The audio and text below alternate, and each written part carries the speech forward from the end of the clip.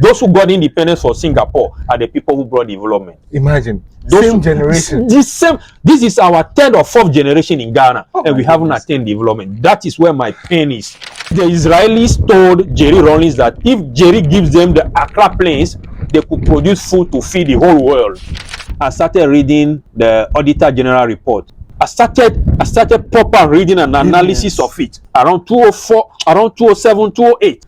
By 2012, I became sick and I never wanted to read it again. Wow. I just see it published. I'll say Ghana lost 12 billion in financial malfeasances, and they say 5 billion. And when I see it, Billions? No, billions. 1957 to 1997. Ghana should be free from everything called poverty, lack, squalor, deprivation, and everything. 40 years before Malaysia, Singapore, Taiwan, Hong Kong, South Korea.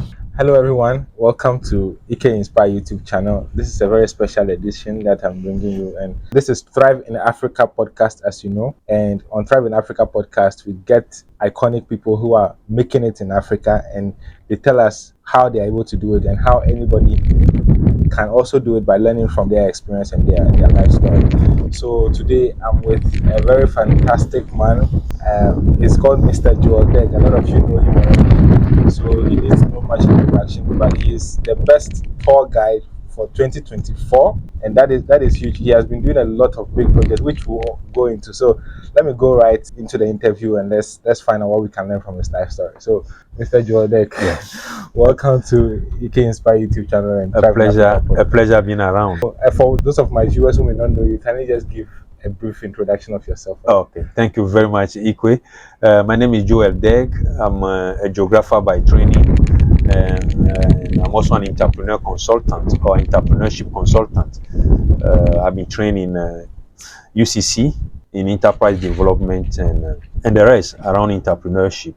I was a former teacher, geography, social studies, and French for almost 10 years, and for the past 7 years, I'm moving to personal entrepreneurship. Right now, as I talk to you, I'm the country director or the CEO of UCMAS Benin. I have my personal consultancy firm. I also run private tour guiding services. Wow. And I also have a company in what we call the destination management company. Wow, yeah. So fantastic. that's what I do as that is a lot. That is a lot. I wonder how you even fit it into your 24 hours and your 7 days a week. Anyway, but the very first time I met you or I saw you was in 2010. I was in first year in Keta school when you were asked to, you were one of the speakers during our orientation, and you said something that really stayed with me till now. And let me try to remember exactly how it was. So you said, I think at that time Ghana had discovered oil not too long ago. Yeah. And you said that if you were a science student who knew that Ghana had discovered oil and you were in first year like we were, and I was a science student, so I took it personally. You are telling me history now. Yeah. So you said you'll probably write on the back of maybe your singlet that it's either I become a petroleum engineer or I die. Yeah.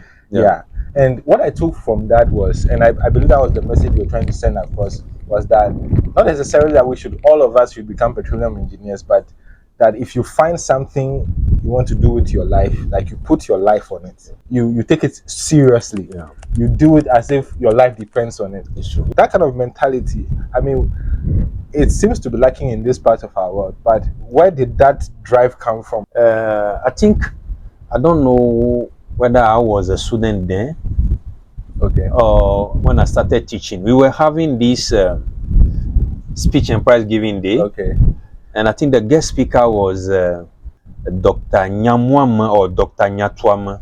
He was at the whole regional hospital of Trafalgar before, so he was the guest speaker. So when he was giving his speech, he drew our attention to the days when he was also a student in Keta school. Yeah. So he said he wrote under the back of his exercise books and his notebooks, medico or I die. Oh wow. Interesting. Interesting. I say that's what he wrote it on his desk. Interesting. Medico or I die. Okay. His notebook, Medico or I die. Okay. Okay. Okay. He finally okay. became a medical doctor. Oh. So when he shared that to me, I said, no, if somebody could do it, we wow. can also do it. Wow, wow, So wow. that's where I got the inspiration. So Okay. I tell the people that be intentional, be deliberate about what you want to do. It is that, nothing else. Okay. Yes. Okay. Yes. Wonderful. Yeah. Wonderful. So you paid it forward. Yeah. Like, all right. All right. Amazing. So I know you also have 7 books. Yeah. 7 books to my credit. Wow. Yeah. And I saw some of the titles. I saw examination techniques. Yeah. Study skills. Learning styles. Those are for the academic books. Okay. For the personal development, I have something on personal development for the 21st century. I think 12 principles of personal achievement. I also have something on financial freedom, 12 principles of creating wealth. Okay. I have something on purposely for the Christians, that is Christian wealth creation, using Bible-based principles. Wow. The Bible is replete of entrepreneurs enrichment. Yeah. Yeah. And my last book was tourism. Yeah. The acres of diamond in the Keta and Ghanaian enclave. Okay. So we'll go through them very quickly. We live in a country that is considered a poor country, although we have a lot of resources. Why are we not creating a lot of wealth? What are we missing as a country, and how can we create wealth? Yeah, thank you very much. What we have now are resources. They are not yet wealth. They are natural endowment, natural richness, which some countries have, some do not have. But I believe strongly that the first resource, the first wealth, is the human resource, the human wealth. Yeah, because out of the mind we can create anything we want to create. Now, when we consider Ghana, for example, we have about 13 discovered minerals of international value. 13, from diamond, manganese, gold, bauxite. We have the range of clays. Okay. Yeah. Either kaolin or limestone, lithium. We have lithium now, recently discovered. We have oil and gas. We have iron deposit at Bupe and others. Yeah. So in all, we have about 13 discovered. Others may be there, not yet discovered. Yeah. Now we have over 550 kilometers of Atlantic Ocean. Some countries are landlocked; they don't have it. Yeah, absolutely. And we have 500 from Aflau to Azim. Amazing. And that fishing industry should be a thriving one in Ghana. Yeah. Okay. Now we have over 66% of Ghana's land arable land. we have over 23 big rivers, from Black Volta, White Volta, Red Volta, Nakwa, Pra, Tano, Ankobra, Birim, Ofi. I can name 23 big ones. I'm not talking about the streams and the rivulet and other small things. Yeah, and all of them are freshwater bodies. Wow. Good for agriculture, good for irrigation. Today, formerly, we used to be the largest artificial man-made lake, Lake Volta. Yeah. Now I think it's the Three Gorges in China, or Lake Kariba or so in Zambia, Zimbabwe. Now that water, over 8,000 square kilometers of fresh water stored, can produce enough food for the 16 West African countries. Wow. Actually, it was part of Kwame Nkrumah Volta River Project.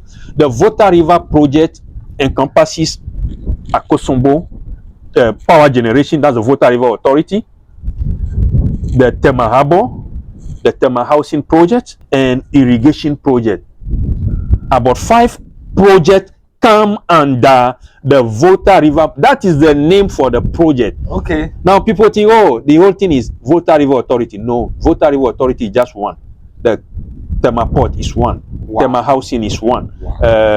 The smelter, the Akosobo, the Valco smelter is also part of it. And the irrigation aspect was abandoned as soon as they did a coup d'etat for Kwame Nkrumah. It's going to be one of the largest irrigated farms in Africa. Over 6,000 square miles of farmland irrigated. Wow. Everything is there. So these are the things that we have, and we haven't developed them to create wealth for the people. We should be free. We should be financially free as a country. We should have been free by 2087. By 1987. At least 1997, Ghana should be free from everything called poverty, lack, squalor, deprivation, and everything. 40 years. 1957 Yeah. to 1997. By 1997, Ghana should be the African tiger. Before Malaysia, Singapore, Taiwan, Hong Kong, South Korea, and when it came to the Latin America, Bolivia, Brazil, and Venezuela, and others, Ghana should have attained that level by at most. When I read Kwame Nkrumah's project by 1987, that's 30 years, we should have attained. And this was even written. He wrote it down. He wrote it down. And his economic advisor, Sir Lewis Atta, has a book. I'm looking for a copy. It's no longer in print, but I learned University of Ghana, BAM Library should have a copy. Okay. The next time I go there, I'm going to get it. Let them photocopy it for me. Sir Atta Lewis, he was the economic advisor to Kwame Nkrumah. He has already put down everything Kwame Nkrumah wanted to do in that book. I think one professor I don't know, Professor Jampo or somebody has a copy. Okay. Yeah, he showed it on one of the. Wow. Yeah, I've seen it. Yeah. So what happened? Why are we where we are? What kind of mindset has destroyed us? You have used the word, the mindset, the way we set our mind. The mind is like the sail of a boat. The same wind may be blowing, but the way you adjust the sail, you can go east, you can go west, you can go south, you can go north. The same wind may be blowing, but you see different directions, both moving in different directions. It's the same wind. So our mind is like the sail of a boat. It's how you adjust it. The wind enter it, take you to north, take you to south, take you to east, take you to west. It's about adjusting. It's about setting the sail, as we have to set our mind as well. There's nothing wrong about Ghana. What is wrong about Ghana is one, leadership and our mindset. If the third thing I'm going to add, our attitudinal behavior. When we put these three in order, the next 33 years before we celebrate that Ghana at 100. I'm using it. People don't know that Ghana at 100 is just 33 years ahead of us. That's true. And if you don't put in the needed effort, we're going to celebrate Ghana at 100 and still be where we are. But I'm a positive thinker. I believe the next 33 years is already enough, sufficient for us to do it. Singapore did it in just 25, 30 years. Malaysia did it the same. Hong Kong did it. South Korea did it. Yeah. These are the countries we call the Asian tigers or the Asian miracle. These countries that on their own, not IMF or World Bank or IDA or IFC or MIGA. Not Bretton Woods institution. They did it. And I tell you, Malaysia used Ghanaian laborers to plant the first oil palm plantation in Malaysia to the instrumentality of what? Kwame Nkrumah. Wow. Yeah. The man called Lee Kuan Yew visited Kwame Nkrumah in 1964 and 1966. He left early February and they did a coup d'etat latter part of February. Oh. Yeah. I have his book, From a Third World to a First World, the story of Singapore, Lee Kuan Yew. It's like my second Bible. Okay. I read it every passing month. There will not be any 3 months where I will not pick that book and read. Oh, wow. When I become the president of this country called Ghana, all the ministers I'm going to appoint, I'm going to take them on a 3 weeks mind orientation. That's the book they are going to read. Wow. The second one is going to be that of Sheikh Maktoum, the Prime Minister of Dubai. Yeah, in the race of excellency. My vision, development in the race of excellence also. These are some of the things we can do. Yeah, our story is better than that of Dubai. When we had the medical facility, Kolebu, by 1979, Dubai doesn't have anything called hospital that could match Kolebu. But today it's a medical center, it's a medical tourism. And Taiwan, Turkey. Okay. Turkey is now doing health tourism. Yes. Healing some of this Pakistan Alzheimer's disease. Yeah. When we were having that Kolebu, Turkey was still crawling. We have a long way to go, my brother. Yeah. So that is our position. And as young men, I'm challenging every young man below 30 that spend the next 20 years building this country. Don't run away. Don't go into the snow there and suffer. It's here. So we need leadership. We need a change in mindset, and we need attitudinal changes, and we can make it. And we need laws that to punish any crime. Nepotism should be punished. Yeah. Ethnocentrism should be punished. Yeah. Cronyism should be punished. Corruption should be punished. Embezzlement. You know, I started reading the Auditor General report since 2008. By 2012 thereabout, I stopped reading it. Anytime I read it, I can't sleep again in the night. When I see 2 billion in malfeasances, embezzlement, over invoices, under invoices, unaccounted for. You know, Auditor General, when you read it, I started proper reading and analysis of it around 2004, around 2007, 2008.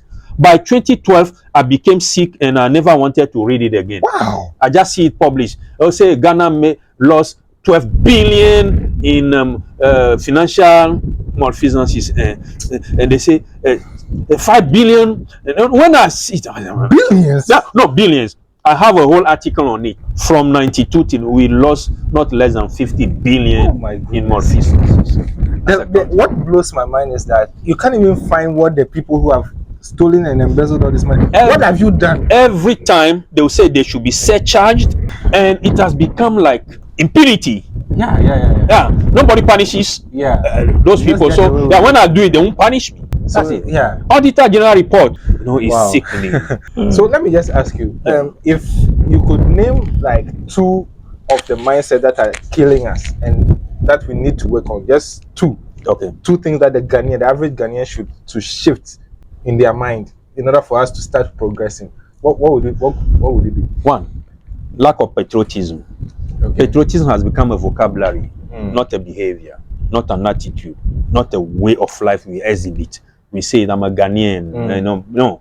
You are a Ghanaian, they give you money to use for a project in a ministry or the department or an agency, and you embezzle the money and you say you are a Ghanaian. You are not. Patriotism. Okay. Yeah. So we need to bring back patriotism. It's lacking in our... I said it's no longer a vocabulary. We want to see people that they give you 3 million, 4 million Ghana cedi to do a project in a community. Make sure that the account you are preparing is just and honest to the last person. Yeah. You are being paid as the project coordinator. Exactly. Take that money alone and go away. Yeah. Put your head down that I can have my head cut off. I haven't taken a peso out of what I'm paid. Yeah. That is patriotism. Without that, let's forget about it. So we need to bring that patriotism. Okay, but how it looks like the system has been so polluted. Yeah. Corruption is so rife. Yeah. And how can we even start building that? Yeah. So we need to come in. 1, corruption is just not a financial crime. Okay. It's also a moral crime. Okay. We have lost morality. When I refuse to pay bribe in order to get access to things, people laugh at me. Now, so we must go back to our morals, our moral values, the core values that build society. It's not money, it's not natural resources. Yeah. It's morality first. Okay. Okay. Number 2, we need legislation. Lee Kuan Yew, my mentor, apart from Jesus Christ, he's my mentor. He say there's an animal side in every human being, and only legislation curtails it. Okay. It's in his book. Okay. Yeah, he said every human being has some animalistic instinct, like to steal or to do. So if you don't bring laws to regulate it, that are enforced, to suppress it in people, then they exhibit it. Okay. Yeah, so legislation. Amazing. Legislation can curtail corruption. Okay. But we look at morality first, then we look at legislation. And the third thing is we need leadership to enforce it. Okay. Some places there are the laws, but the enforcement of the laws is not there. Okay. So it's leadership that will do that. Yeah. Yeah. All right. And the last thing I'll say, which is now constituting my next book or one of my books, is the 5 pillars of development. 1, we need institutions. Obama told us that strong nations are not built by strong men, but built by strong institutions. By strong institutions are put in place by strong men. Yeah. So that's how I add to his quote. Yeah. Yeah. Strong nations are not built by strong men. It's strong institutions. But strong institutions are put in place by strong men, not weak men. Yeah. No, weak men produce weak system. Weak system produce weak people, and weak people end up, producing weak. Yeah. So number 2, systems. Things run on systems, whether it is a software or a national something. It's a system. Then the structure that will support the system. System must be run through structures. pillars, foundations. That's the structures. If they are strong, the system will work, the system will perform well. The next thing is global standards. Okay. Today, there are best practices we know. We can't keep reinventing the wheel. People have already done it with success. Yeah. We copy it and adapt it to our local or national situation. That's global this thing. All these things should be underlaid by what? Leadership. Okay. If we get these 5 things, we can achieve any development level in a generation. Singapore did it, Taiwan did it, South Korea did it, Malaysia. Those who got independence for Singapore are the people who brought development. Imagine. Same generation. This is our 3rd or 4th generation in Ghana, and we haven't attained development. That is where my pain is. We have just seen 3 generations, and we have seen about 4 types of leadership. We went for the freedom fighters. Those who got independence, they became leaders. Then the coup d'etat people toppled them. Africa. The independence fighters became president. Then Nkrumah, the Sylvanus Olympio, the Modibo Keta, the Truman of Liberia, Nnamdi Azikiwe, and of Nigeria, and Mba of Cameroon and Gabon. And then there's coup d'etat for them. Ghana, Kotoka,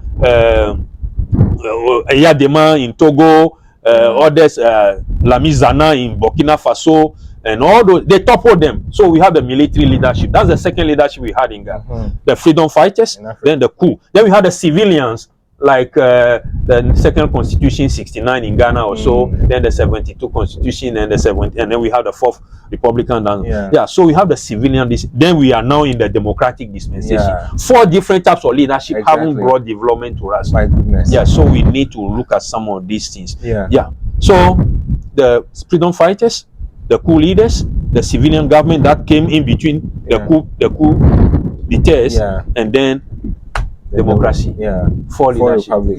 But I tell you, in Singapore, the people who got independence put in the they started dying. Lee Kuan Yew died about 2015, and the second in command took over. Today, I learned the first son of Lee Kuan Yew is Hussein something, also became prime minister, and he's now handing over to a young man. So that's it. If you don't put this in place, then you keep gyrating. You just keep revolving, recycling our things. But I think there is hope. There is a young generation coming up with creative, innovative, imaginative ideas. Not business as usual. We want to bring development. We want to build a nation. I said before we celebrate Ghana at 33 years. People did it 25 to 30 years, and we have 33 years. If you don't do it, nobody to blame. We have to blame ourselves. So that's the challenge that I throw out to young men today. One thing that also makes me sad and happy at the same time is that a lot of problems have been unsolved. As you said, there are global standards now. We can look at how things have been done, and you look inwards and you see that little has been done in a lot of industries, a lot of areas. Let me just give one example. So there's this kids channel on social media, on YouTube especially. You find them, Coco Melon, and some channels dedicated to teaching kids. You will go there and you will not find a channel that is African, that inculcates the African culture into the young people coming up. You see, so there's millions of kids in Africa, in Ghana, all over the continent, who are consuming the things they will learn. They are consuming it from foreigners. No African has sat down to build such a channel for kids to learn from, to learn our symbols, our culture, our values, our morals. What you are saying is right.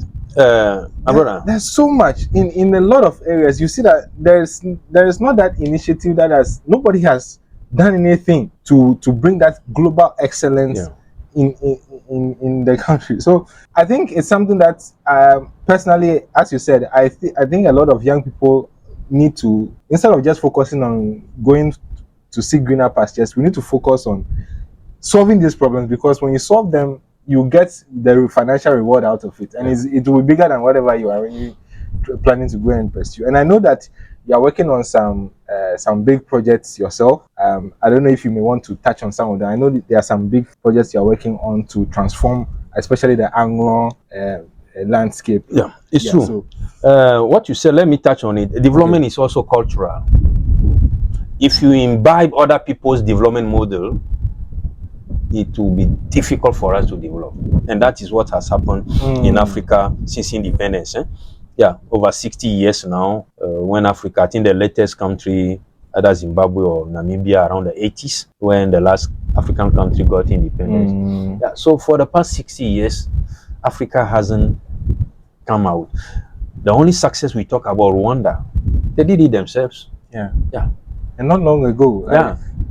It's the year 2000. Yeah. The war ended 1994. Kagame came in as a military something until 2000, before they came out with their the constitution. And then they went for the first election. And you know, one thing that was their secret is this: Rwanda 2020. They set a 20-year agenda to become like that. So they call themselves the Singapore of Africa. If you check the literature, is there. I have run, you know, as a development consultant, I have read about what other countries are doing. Yeah, so they set a very ambitious plan for 20 years. They call it Rwanda 2020. Yeah. From the year 2000 to the year 2020, they want to become like the Singapore of Africa. I tell you, by 2018, they have already achieved what they indicated they set in that agenda. Wow. And today, as I talk to you, they are talking about Rwanda 2050. Wow. What they want to become. But let's come to some of these projects. You know, Agblor, Southern Volta. Southern Volta is Agblor now. Okay, it's one of the richest, one of the wealthiest areas in Ghana. And one of our resources is the Keta Lagoon complex, the largest lagoon in Ghana, the second largest in West Africa after Eqay Lagoon in Côte d'Ivoire. And the way the Ivorian government has transformed Eqay, which is the lagoon in Abidjan, around which we have all the Abidjan's city. If you ever been to Abidjan, you see the beauty. And we have that potential. We have it's here. We have one of the largest salt deposits in the entire West Africa. It pains me that Nigeria will go to Brazil to go and import salt. 6,000 kilometers. Nigeria to Brazil. From to and fro, 1,200 kilometers. When they could come from Nigeria here, 400 kilometers, and come and load salt here in Keta. Nigeria is the largest population, around 206 million people. They all need salt. Their industries need salt. And they go to Brazil and go to Egypt for salt. While we could, our coast here, Ghana, from Pambros, Winneba, and Keta, and even if you go inland, I think Dabuya and Songo, you know, Nigeria need about 2 million tons of salt every year, and they can get it from us here. But they go, assuming it's just $1 or 2 or 3 lower than what they get in Brazil, they would like to get it. Yeah, of course. And look at the distance. Yes, even the transportation alone. From Lagos port to Keta, less than 400 kilometers. And that's just one product. That's one product. So the project is, you know, we want to look at some of the resources we have here south of the Volta. And it encompasses about 6 or 7 districts. If you include Safton, Anglogan, Keta, Ketu South, Ketu North, Akachi South, Akachi North. These are the 7 districts at the lower portion of the Volta here. And these are endowed. Akachi, there's land for all leguminous and cereals. When you go to Ketu North and Ketu South, there are dams there, the Gali dams, the Blipa dams, which can irrigate over 10,000 acres of rice farm. You know, Volta region is #1 in rice production. The tonnage, not the land size, but the tonnage is Volta region. And when you go to Georgia, that's Ketu North, the palm production, Ziopi, Adaklu. Wow. We could produce palm oil there and have a palm oil industry there. Look at the Volta, the lower Volta, from Sogakopo Bridge down. That fresh water just spills itself into the Atlantic Ocean. We could have a minimum of 100,000 kgs floating there from Sogakopo down to Adan. All kind of freshwater fish. The Nile tilapia, the clarias, and then we could have a whole conditioning industry there. The same water could be used to irrigate what you call the whole Keta whole plain. That is the land between the eastern portion or eastern bank of the Volta down to the border with Togo. That is, it includes South Tongue, North Tongue, Central Tongue, Agblor District, Agotima Ziopi, Akachi South, Akachi North, Ketu South, Ketu North, Keta and Anglongan. This area, very good for agriculture. Yeah. And you want to go up to Ho, Pever, that's what you call South Dai, North Dai, the Kwando, up to the north of Volta, the 18th district. We could use the Volta River to irrigate this land and produce enough food to feed the entire West Africa. Now, when I say this, people say it's a joke. But you know, a Veima rice project, which has been left abandoned. You remember that story? Miss Cotton, J.J. Rollins, bringing in those equipment, and that white lady called Miss Cotton, and was abandoned. Kwame Pepra went to prison and all those in there. Yeah. When I was doing development in University of Ghana, Legon, that project was the 8th largest project in the whole world. In the world. Rice project. And it could produce rice to feed the 16 West African countries. My goodness. No, the river is there. And the land is flat. It's plain. That's the Accra Plains. The Accra Plains. Okay. Just after the Sogakope Bridge, you travel up to Dowenya, Afienya, up to Akuse, Asutuare. That land, Michel Camp, is for farming. You just pump the water and sow rice in it. The land is flat. Such a long distance. Now I'll tell you. Unless the Israelis told Jerry Rollins that if Jerry gives them the Accra Plains, they could produce food to feed the whole world. Accra Plains. We have 4 plains. The Keta Whole Plains, the Accra Plains, the Afram Plains, and the Savannah High Plains, north of Kintampon, going to Tamale. What? No, these are plain, flat land, agricultural land. It's a multi-trillion, I didn't say billion, business. Ghana is never poor. Ghana has been made impoverished. Wow. Yeah, that's it. Ghana's resources, when converted, it's not less than 6 trillion annual. When I hear that Ghana's GDP is 72 or 75 billion dollars, that is Mark Zuckerberg wealth. Exactly. That is 1/3 of Elon Musk. Elon Musk is 200 something billion now. Yeah. Come on. We are no longer mentioning Bill Gates. That's about 1.5. That's about half that of Bill Gates. So Ghana, I don't want to hear GDP of Ghana mentioned in billion.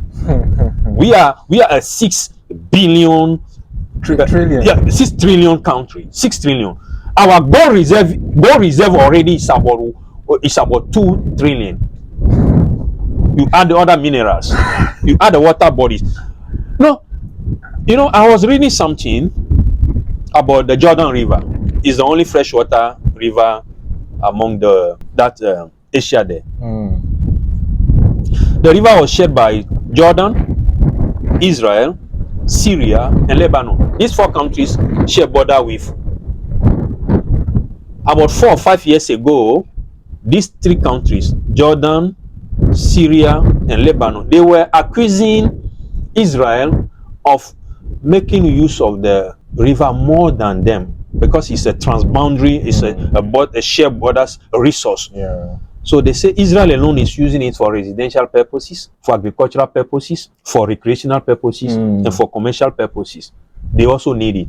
So they should tone down on their use of that. Else, they will go for war on water. War on water. But we have the Volta River. The Volta River is about 725 kilometers north-south. But when you trace it to the source, Bobo Dioulasso, it's about 1,000 kilometers fresh water. The Black River, the Black Volta, the White Volta, and the Red Volta, they all take their sources from Burkina Faso. They come and join together before they become the Volta itself. And then Dai, North Dai, then Oti River also comes to join, and Nakwa and the rest. We have freshwater bodies. What? About 23. What other countries have? No. They fight over Jordan River. You know, when Ethiopia wanted to build a dam on the Blue Nile takes its source from the high mountains in Ethiopia. And that is the main river that takes water into the Nile, into Egypt.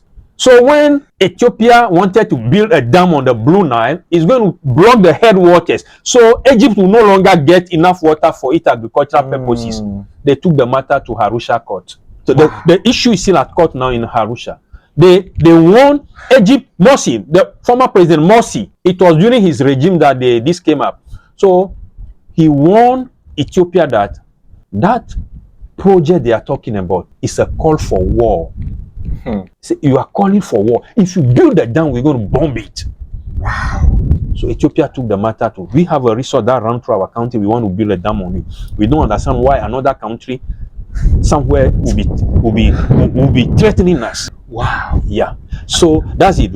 Ghana has about 20 big rivers, fresh waters, not for galamsey, not for gold, not for fish, but for agriculture. The water is there. We just canal it, big canals and sub canals and all the banks of the. But we leave this water when they say Burkina Faso is about to open the Bagri Dam, then Ghanaians say, oh, when you go to Bangladesh, they have underground tanks, reservoirs along the river banks. When the river is in flood, the water flows into the underground reservoir. When the river level goes down, they pump it back with machine into the main valley. That's the technology they use. So they manage flood and store water for agricultural purpose and reverse. Amazing things.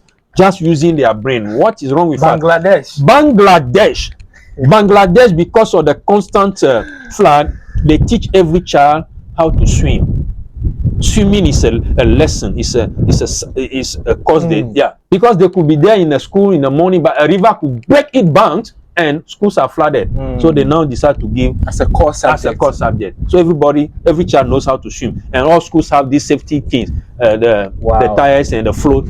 As soon as something happens, you can jump on it and be floating. Yeah, you know. So when you see what I spoke about, global best practices. When you see what others are doing, and you come back home, sometimes I tell you, young man, go on sleepless nights. Wow.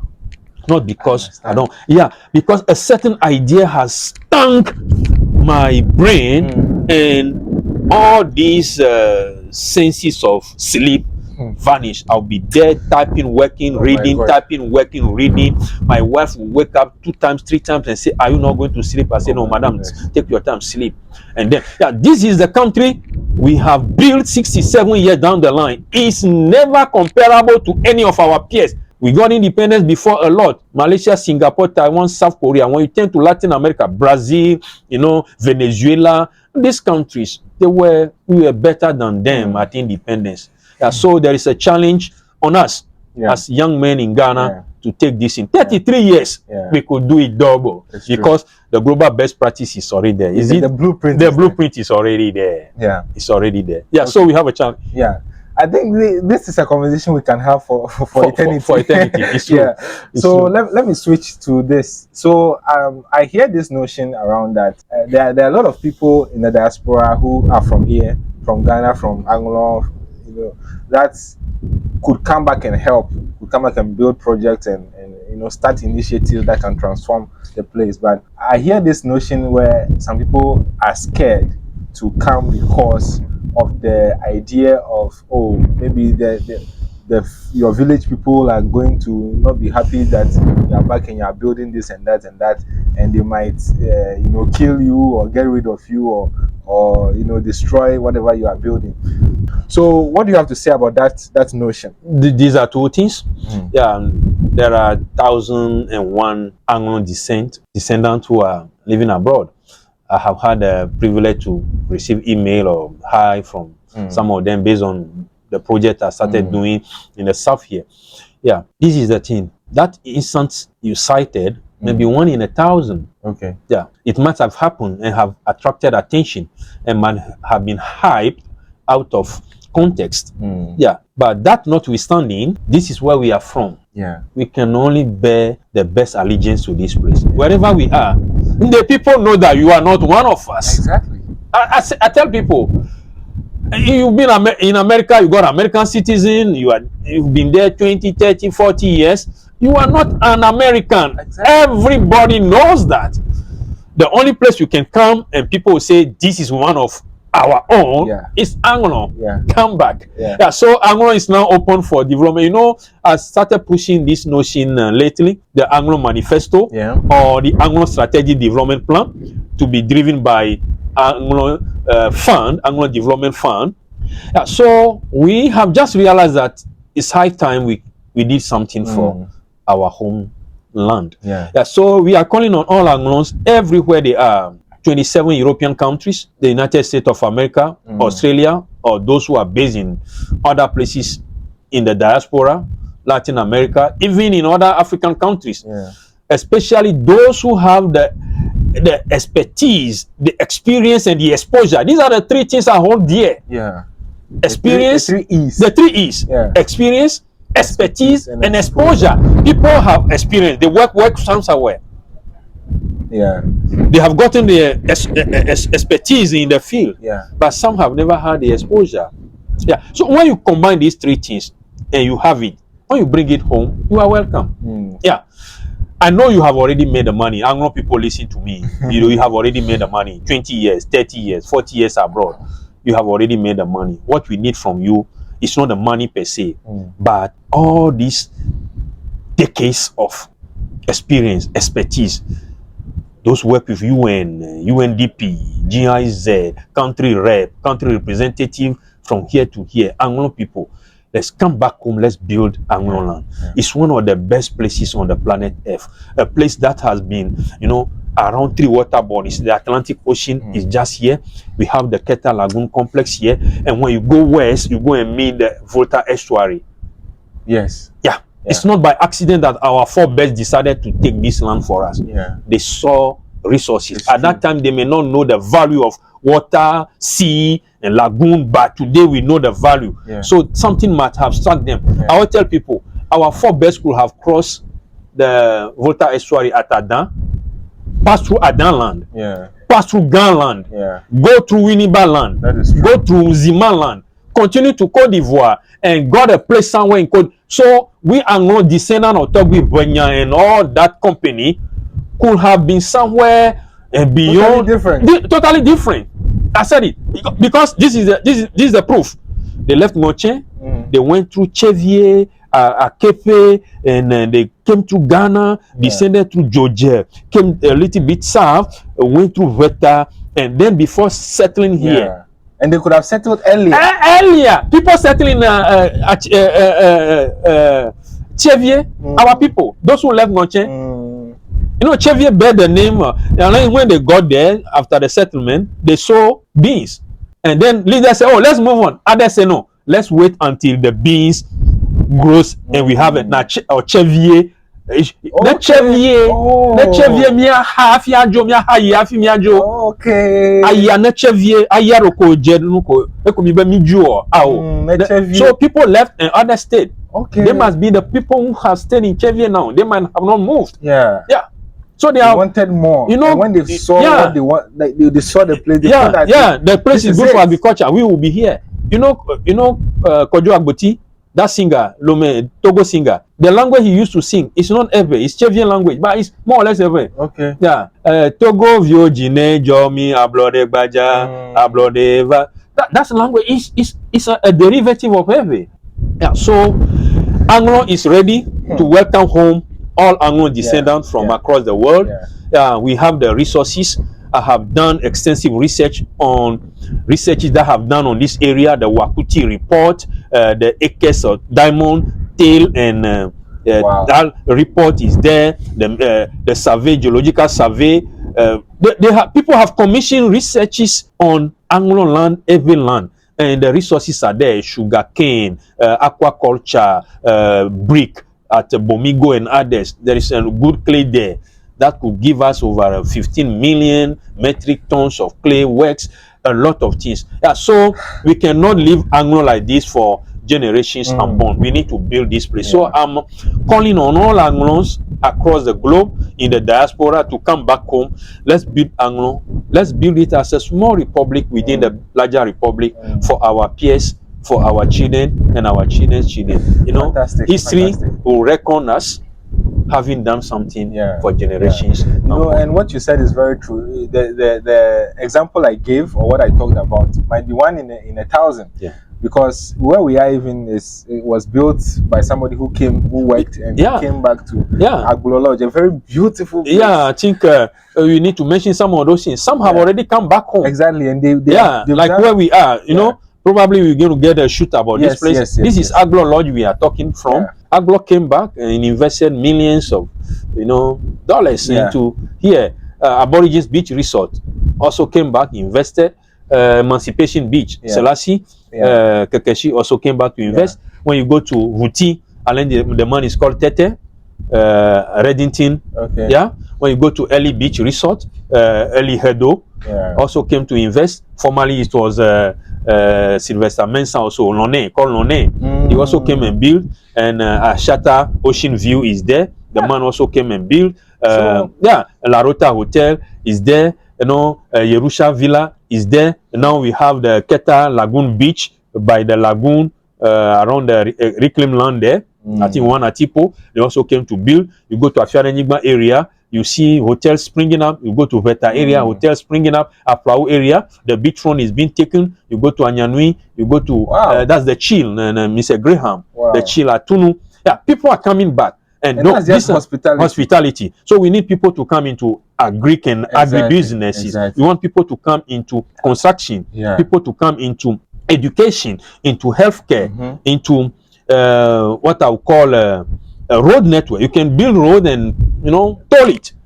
If you have money, if you go to France, you go to Cote d'Ivoire, individual build road and toll it. For 25, 30 years, they make their money. And so all those things are here waiting for us. Aquaculture is here, the lagoon, very vast. There are about 4 species that can do well in the lagoon, and they are high value species. You know, a lot of things here in the south, and agriculture too, around Akachi, Tove, you know, Agbakope, Mafi, Adakulu, you know, Adidome, Akuse, all these places, vast swaths of what? Land waiting for development. So we're calling on Anglo to come down. We can only do it in our time, else generations after us will blame us for not building a place for them. Amazing. I know you do a lot of work in the tourism industry. So could you just I know you already mentioned how the projects are springing up on different areas, coastal areas and all that. Could you, if you want to advise based on your experience and your expertise and your exposure, could you just advise somebody who may want to also come and build something like that, something in the hospitality industry along these areas? What are the few things they should take a mental note of and maybe do in order to get it done successfully? That's fine. You know, we have the hotels already. As for Keta, the hotels have sprung up. But what we know, we need eco lodges, ecological lodges. That's the things that are built with local materials. Bamboo, coconut palm frond, or some of these clay, bricks. And they are built in areas that have ecotourism, like what you call the village ecotourism or community-based tourism. So they want to protect the ecology, protect the environment. So they do agroforestry, they do tree planting, mangrove replanting, turtle preservation, birds preservation, observatory, and all those things. So these are the things that are lacking here. Another thing is, you know, we don't have conference and event centers that can take 200, 300, 400 people for an event. And we also need some outdoor events, like big recreational parks, eco parks. We also call them water, where you have this thing for kids, playground for kids, you know, sitting place for adults, and you can also have these things like waterfront facilities, boat riding, cruising, parasailing, and anything that will deal with water, marina, and all those things. We need to bring some of these investment in our area. Okay. Then when we do that, together with the hotel that we have now and still springing up, we will be having a whole destination management. So anybody who comes to the south here has everything. If whether you want ecotourism or leisure tourism or cultural tourism, you can get all these things. You have the beach, we have the sun, we have the surf, we have the the sunset and the sunrise. It's a beautiful thing to observe in the morning and in the evening. So if you could bring all these things together, then Southern Volta, Keta, Ketu South, as a destination, will have everything for every taste and for every interest. Amazing. Okay, so we are getting to the end of the conversation. I just want to also ask you. I mentioned it earlier, and I think we've talked briefly about it. But the thing is, a lot of people are even losing hope in Africa, in Ghana, and all they want to do is, I mean, when you go to the passport office, you see all they want to do is pack their bags and leave. For at the individual level, what advice would you give to the young person in Ghana who is struggling to even make ends meet? And you are talking about all these big potentials and all. What advice would you give them that would make them be able to do something meaningful for themselves here? Thank you very much. This one I'm going to answer straight from my heart. Okay. As an entrepreneurship consultant, I can tell you that we have enough to take care of those young men moving out. Our health sector is not fully staffed. The educational sector is not fully staffed. Agricultural sector, not fully staffed. But our young, energetic, able bodies are leaving. Then we will be losing the future. Now, this is the deal. By November, I'm going to launch my 8th book, which are titled Entrepreneurship, From Job Seekers to Job Creators. Oh, fantastic. Yeah, entrepreneurship, from job seekers to job creators. Assuming this is just one portion of the book. Assuming we have an entrepreneurship fund, $1 billion fund, for every graduate leaving any institution who could present a business idea, pitch it, defend it, and then submit it to the fund, and it is reviewed and found to be working. It can be in agriculture, tourism, entertainment, education, healthcare, all these areas. Now we introduce a course. I know Cape Coast is doing it for only the second year student or so, or from second year or so, I can't be sure. But assuming we introduce a subject called entrepreneurship, a composite subject for all tertiary institutions, and before you finish university, you know what entrepreneurship is. Before you finish university or any tertiary, 3 years or 4 years, you are able to produce a business plan. And it is either a 15,000, 25,000, a 30,000 project. And you are sure that money is there in the entrepreneurship fund that government is funding, and other financial World Bank and other development partners are putting in money. We could create an ecosystem of young entrepreneurs in various sectors, various fields across the country. An entrepreneur with an idea is talking about 3 to 5 employees. So if you have 100,000 with constant, doable, winnable ideas to implement, they are employing 3 to 5 each. That's another 300,000, 400,000. 500,000. The latest figure I saw, 1.9 unemployed something. The figure, not in education, not in employment, not in something. Yeah, I saw that figure, 1.9. 1.9 million? Million, yeah. That's a small figure. You do that for 3 consecutive years, 3 badges graduating from our tertiary university, the 71 tertiary universities and that we have. If you're able to produce 150,000 for the next 5 years, graduate that have the acumen to establish a business, we can solve the unemployment issue in the next 5 to 10 years. So all these people who are going, what are they going there to do? Job. If you get a job for them here at home, decent, well-paid job, you strike it. That's what other countries did. You know, in Rwanda 2050, I started reading their grand plan. They are talking about Rwanda where no Rwandese young man would like to go anywhere to work.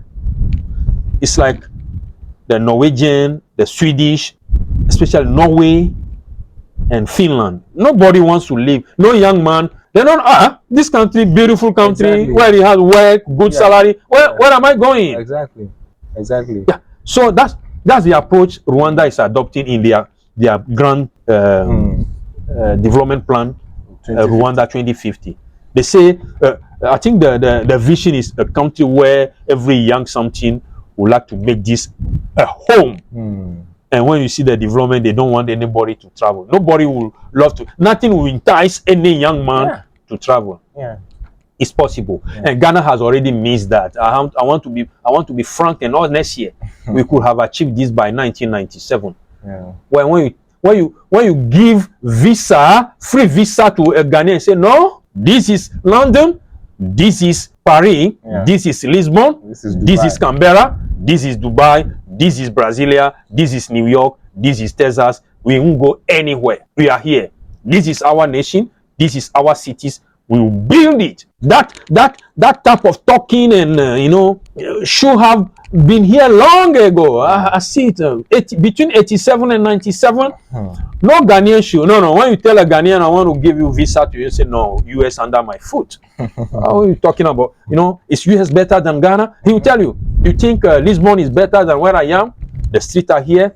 The services are here. Everything is here. The metro is here. The buses are there. The train is here. Everything running smoothly. Nobody would like to leave this place. So that's the challenge. So for the youth going, it's the push system. There are things that are pushing them. They can fit in. But if you create an enabling environment where they could fit in, a lot of them are not happy there. I have a lot of them. I made they are not happy. They are working around the clock. Literally around the clock. Yeah, having 4 to 5 hours sleep.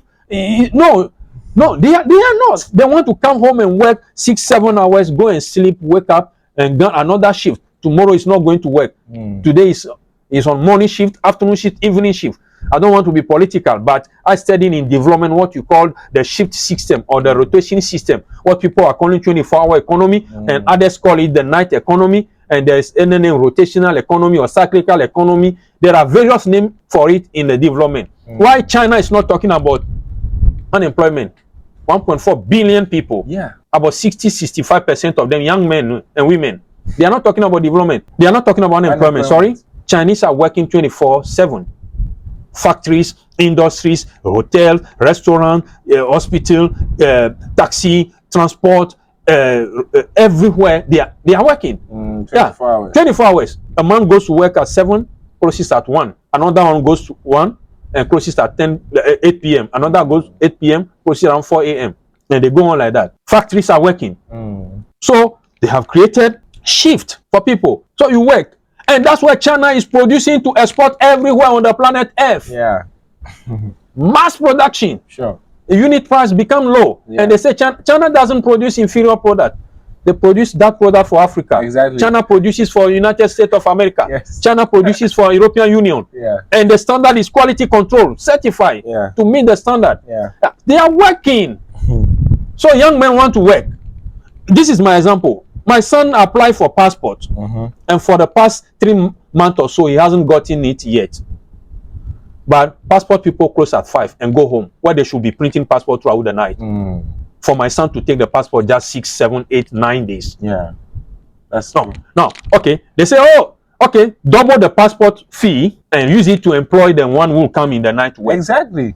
And these are some of the creative, innovative, imaginative ideas to do the work. True. Yeah, the machines are there. Yeah. You lock it up, you go home. And then you say, we have backlog. We have No, this is how I think. It's even funny. It's funny. And this is how I think. And my thinking is mine. Unless people come to know. Yeah. So you close 5. The night shift comes to work from 5 to midnight. The dawn shift can come at 1 a.m. The one coming at 1 a.m. didn't come to work 3 days ago. So he had the time to sleep in the day. The day is coming to the night work. Yeah. He has slept morning. Yeah.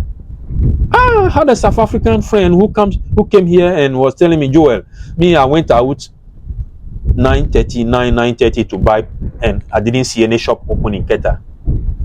And he asked me, Joel, don't you run the night economy here?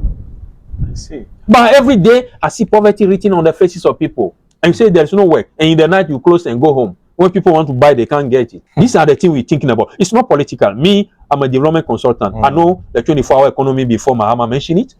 I did it in the university. We also call it the night economy. We also call it the cyclical economy. We also call it the rotational economy. We also call it the shift economy. Yeah, where shift come to work.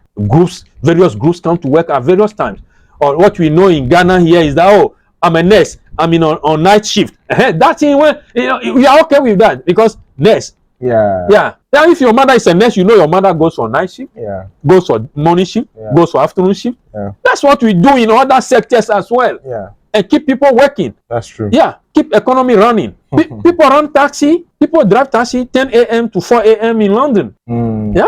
In Europe, taxi run a.m. Yeah. The guy close from work at 8 p.m. He needs to go and drink something at the resto and spend 3 hours. He's not going to work tomorrow morning. Yeah, so he will enjoy the night. And 4 a.m. he picks a taxi to go home and sleep throughout the day. Yeah, he's not going to work tomorrow because he had just finished running a night something.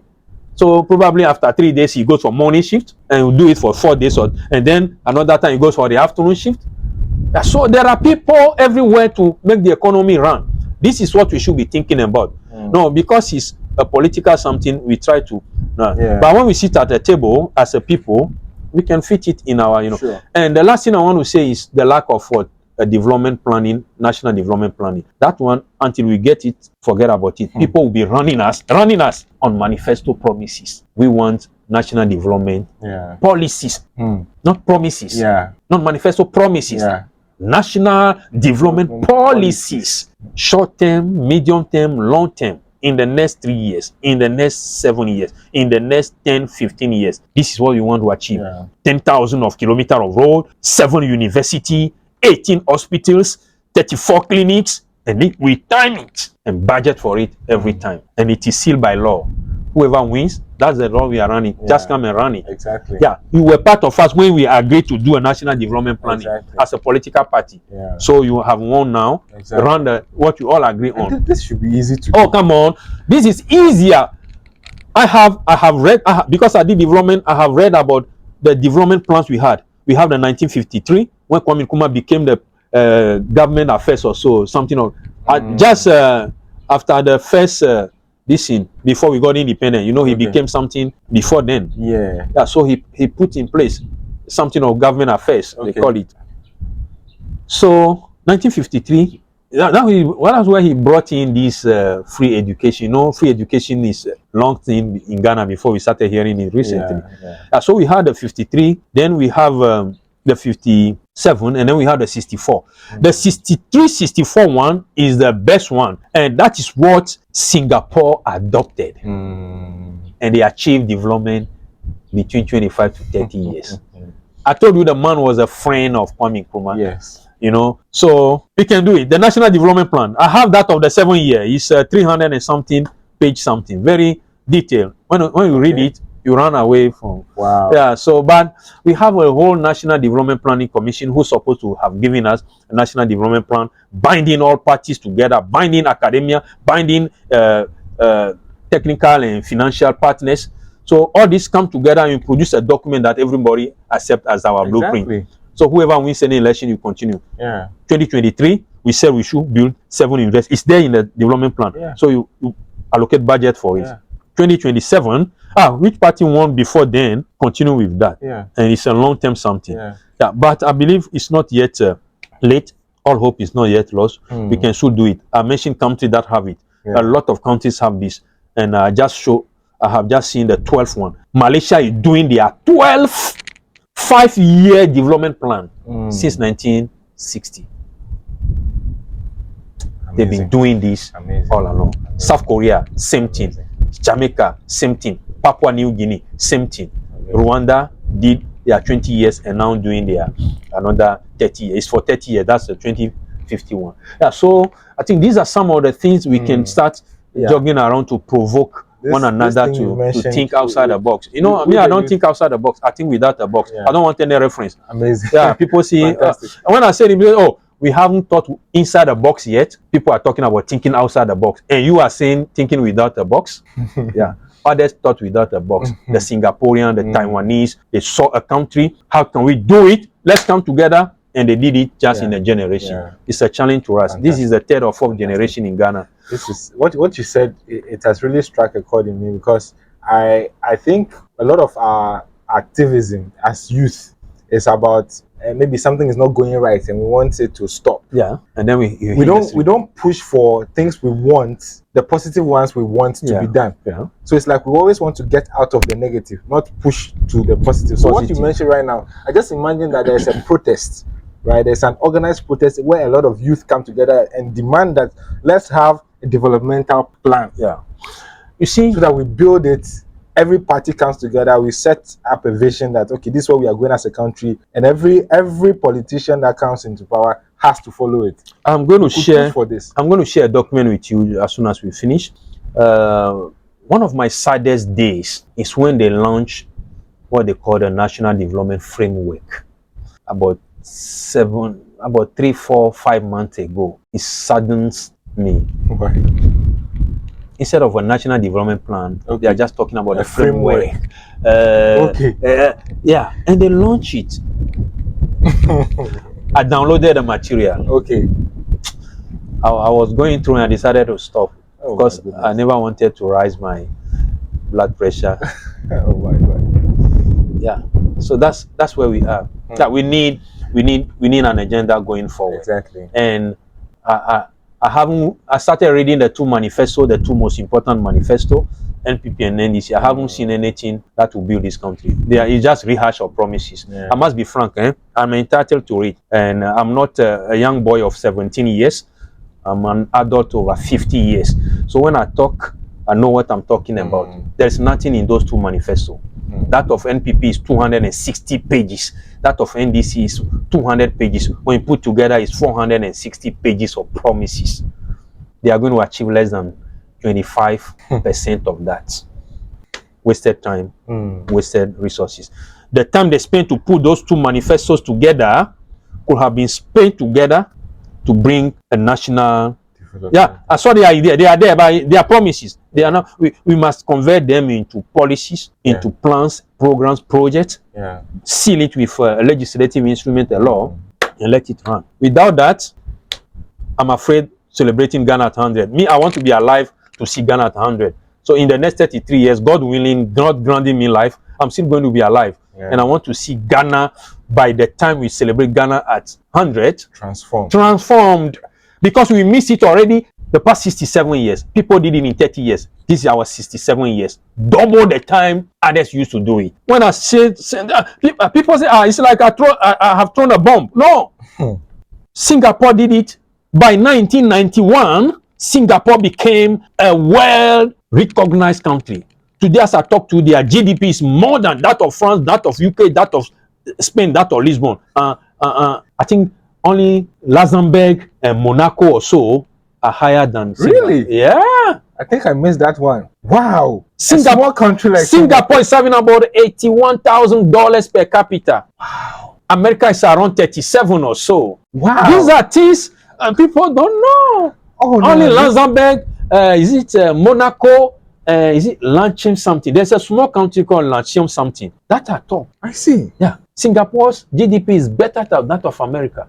Better than most European countries. Better than that of Australia. They did it just in 31 years. The man has a 700+ page memoir. His own memoir he wrote. And his brain is as sharp as anything. He condemns all African countries in that book. Wow. Yeah, he said he was not optimistic about Africa. When he visited Africa, what he saw, he knew that these people were and are going to fail. And no wonder his promises, his prophecies have come true.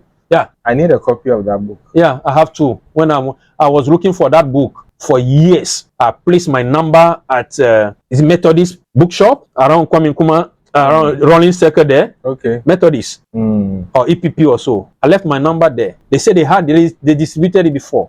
As soon as it came, the lady called me. I called my friend from Accra Poly to go and get me. He said he doesn't have money. He got only one copy. I sent another friend to go and get me. I have 2 copies. One I have underlined things in it. It's like it's like a jotter. Wow. Yeah. So Wow. Okay. that's it. We need to channel our youth vibrancy, our Sure. youth energy into developing this country. Sure. Yeah, 33 years Sure. before we celebrate Ghana 2057. I'm looking at that 2057, 100 years of independence. If we are not able to do it, our children will be cursing us in the grave. They will be the grave will be so heavy on our dead bones that we will be regretting, our soul, our spirit will be regretting not building this country for our children's children. That's my fear. I want my grave to be light. I want the sun or whatever is going to be poured on me to be light, because I have spent everything I could do to make sure that this place is better for generations unborn, like the Singaporeans, the Taiwanese, the Malaysians, the South Koreans. They build a country for their generations. It's a challenge to us, and we can. Yes, We should. we can, because history beckons on us. Yeah. Yeah. Thank you very much, Mr. Joel Degue. A pleasure It's coming around. this has been one of the most insightful and passionate interviews that I've had, and I am so grateful that you were able to make time for this. It's a pleasure. Thank you. That was an amazing. I know you enjoyed it, because it was amazing. It was, if you care about Africa, these are the kind of conversations that I know that you love. So, as I keep telling you, thrive in Africa, because that is the only way we'll have a thriving Africa. See you next time. Bye bye. Bye.